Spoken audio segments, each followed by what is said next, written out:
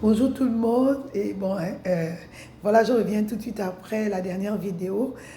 En fait, je voulais faire une balance. Je voulais faire une balance. Je disais dans la première vidéo que le monde attend avec un ardent désir la révélation des enfants de Dieu.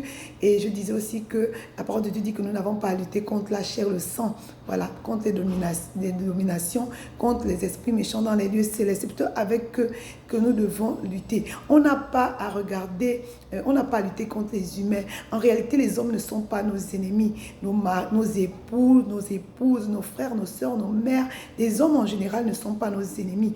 La vérité, c'est que comme Dieu est un esprit, Satan est un esprit, tous ont besoin d'un corps pour se mouvoir sur la terre. Et ces esprits, Dieu nous amène à faire le bien et Satan utilise des corps pour en faire, pour faire le mal. Donc aujourd'hui, en fait, si moi et beaucoup d'autres se positionnent comme ça en disant que nous devons louer l'Éternel en tout temps et comment dire, et dire que nous devons manifester Christ, ça vient de quelque part en fait. Ça vient de quelque part. En réalité, la parole de Dieu dit que tous ont péché et sont privés de la gloire de Dieu. Nul n'est juste à part de Dieu. Nous avons été sauvés par grâce, par le moyen de la foi. Aucun de nous n'a posé des actes qui ont amené Dieu à mourir pour nous. La parole de Dieu dit qu'alors que nous étions encore impies, il a donné son Fils pour mourir pour nous. Et puis on dit que Dieu a tant aimé le monde qu'il a donné son Fils afin que quiconque croit en lui ne périsse point mais qu'il ait la vie éternelle. Donc je viens faire ce recadrage-là. Et la parole de Dieu dit que la parole de Dieu dit dans Apocalypse 12, il dit, la parole de Dieu dit, elle dit, réjouis-toi donc au ciel et vous qui habitez au ciel, réjouissez-vous. Mais malheur à la terre et à la mer, le diable est descendu vers vous rempli de rage, car il lui reste très peu de temps. Car il y reste très peu de temps.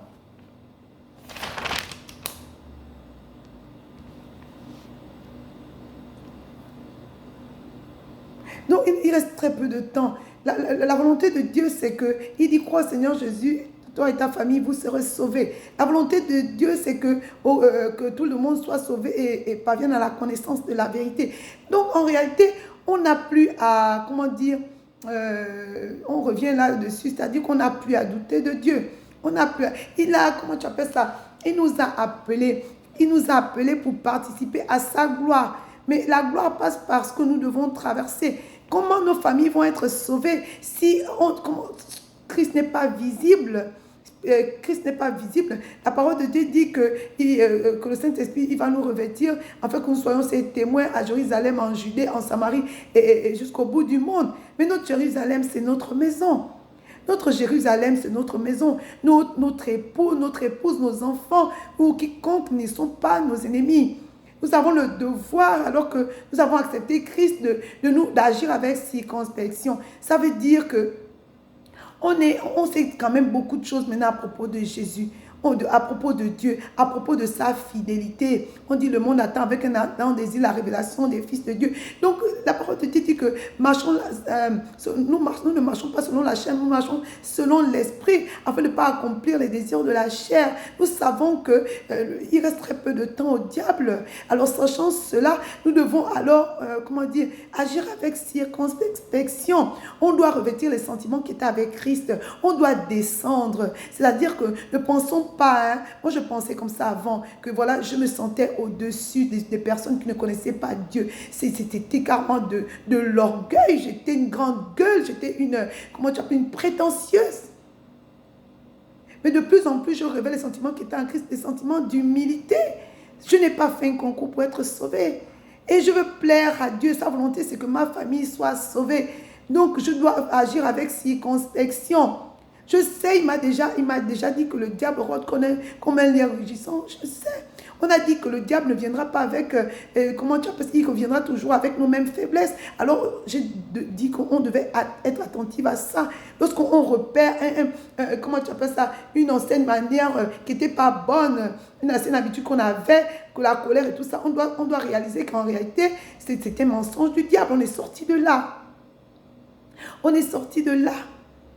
Et puis, la parole de Dieu dit que nous ne nous lassons pas de faire le bien. Ça veut dire continuons à agir, soyons des témoins. Soyons des témoins dans nos foyers. C'est vrai que les choses, il va arriver peut-être que les choses vont sembler s'empirer. Mais la vérité, c'est que la parole de Dieu dit que nous allons récolter au temps convenable. Et puis, il est écrit dans la parole de Dieu que autre est celui qui sème, autre celui qui moissonne. Il dit qu'il nous a fait rentrer dans le travail, qu'il ne nous a pas demandé de, comment tu appelles ça, d'effort. Quelqu'un est peut-être, aujourd'hui tu pars t'adresser à quelqu'un et qui se convertisse aujourd'hui, mais sache qu'il y a des gens qui sont passés avant toi, qui ont semé. Et alors que toi, tu arrives là et il accepte le Seigneur, ça ne vient pas de toi. C'est le Seigneur qui fait. C'est le Seigneur qui fait. C'est quoi notre part là-dessus? C'est quoi notre part? C'est de compter sur lui. On dit on ne doit pas se comporter comme des insensés, mais comme des gens sensés. On doit mettre à profit les occasions qui se présentent à nous pour que nous vivons, parce qu'avant que les mauvais jours arrivent, nos enfants doivent être sauvés, nos épouses doivent être sauvées, nos familles doivent être sauvées. Les jours sont mauvais. Quand on regarde le monde, en fait, ça devrait surprendre personne. Dieu a dit, ce n'est que le début. Une pandémie dans le monde entier, attendez-y comprendre. C'est bien Dieu a prévenu. Et ça, ce n'est que le début. On n'a plus le temps à tergiverser. Hein? On ne peut pas, comment dire, soupirer après sa résurrection, sa gloire, si on ne passe pas par ses souffrances. Je vous parle à vous, je vous parle à moi. On a trop perdu du temps.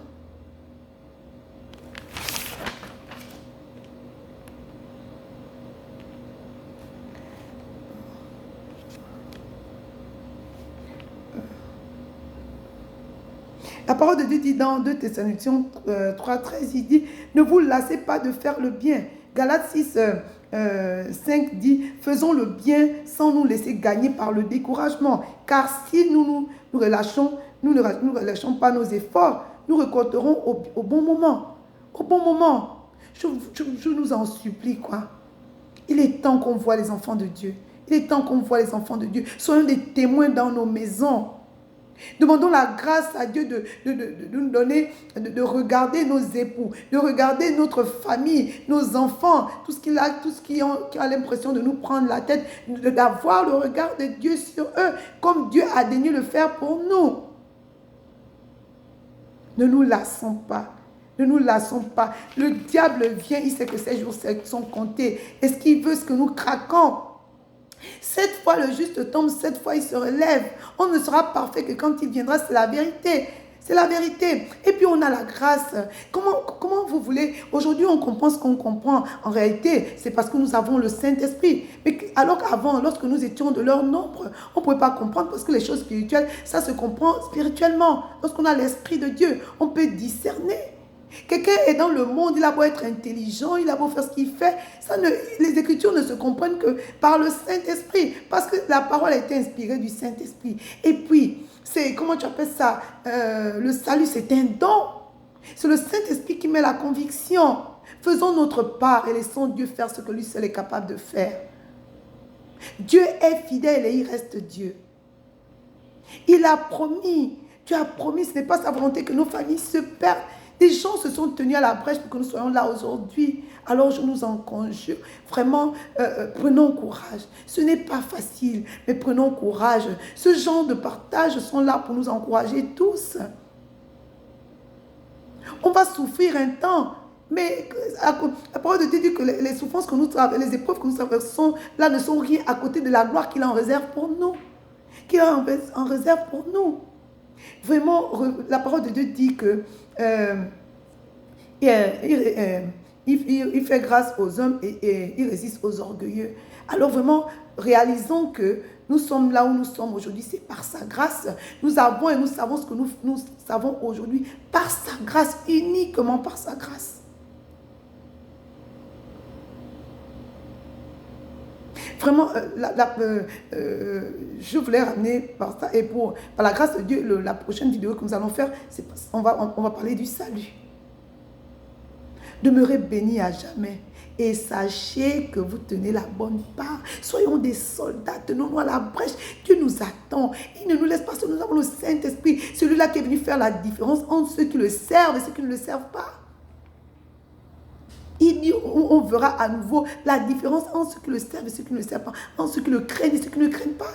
Laissons Dieu faire ce qu'il est capable de faire. On ne peut pas se changer soi-même. On ne peut pas changer quelqu'un. Il n'y a que Dieu pour le faire. Mais la vérité, c'est que nous devons faire notre part. Ne nous relâchons pas. Nous allons récolter au temps convenable. Demeurez bénis. Amen.